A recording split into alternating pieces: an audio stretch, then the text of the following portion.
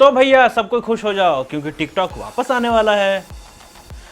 हुआ ऐसा कि राष्ट्रपति डोनाल्ड ट्रंप ने अमेरिका के उन्होंने ये फैसला लिया कि हम लोग भी टिकटॉक को बैन करेंगे, जैसा कि इंडिया के प्रधानमंत्री श्री नरेंद्र मोदी जी ने किया।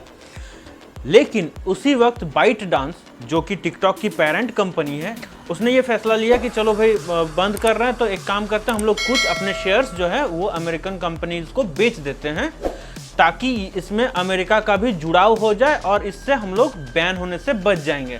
लेकिन राष्ट्रपति जी ने, यूएस प्रेसिडेंट ने इसको सरासर खारिज कर दिया, राजी नहीं हुए। उन्होंने कहा कि ऐसा नहीं होगा।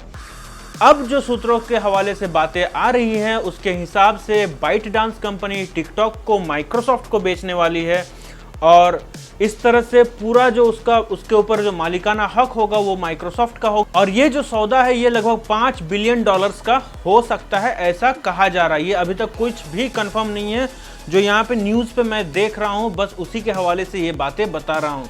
थोड़ा बहुत रिसर्च मैंने इधर उधर किया क्योंकि टिकटॉक की वजह से अब बाइट डांस कंपनी को काफ़ी नुकसान हो रहा था।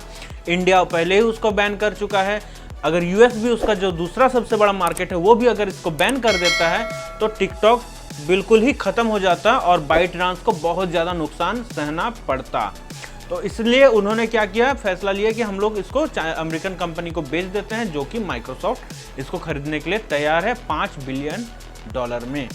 तो एक न्यूज़ एजेंसी है रॉयटर, उसके हिसाब से अगर माइक्रोसॉफ्ट टिकटॉक को खरीदती है बाइट डांस से कंपनी से, तो सारी की सारी जो यूजर्स की जो डिटेल्स वगैरह की जिम्मेदारी होगी वो माइक्रोसॉफ्ट की हो जाएगी। उसके सारे सर्वर यूएस में रहेंगे, उसका डेटा कहीं और लीक नहीं होगा।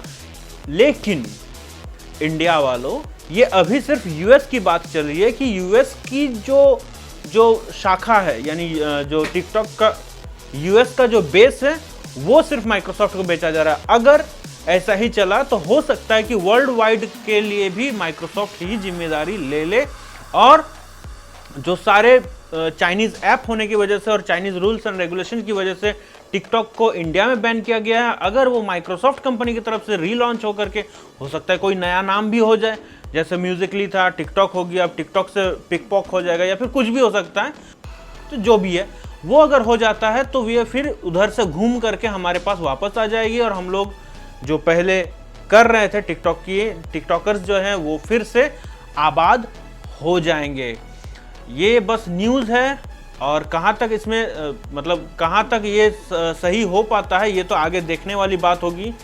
मुझे बहुत लगा कि ये न्यूज़ जो है ये इम्पॉर्टेंट है आप लोगों के लिए, हम लोगों के लिए, यूट्यूबर्स के लिए, टिकटॉक के लिए और पूरे इंडिया के लिए। तो मुझे लगा कि मुझे आपसे ये चीज़ शेयर कर लेनी चाहिए। तो अब तक के लिए बस इतना ही। अपने और अपनों का ख्याल रखिए। बाय बाय, थैंक यू, जय हिंद, जय भारत।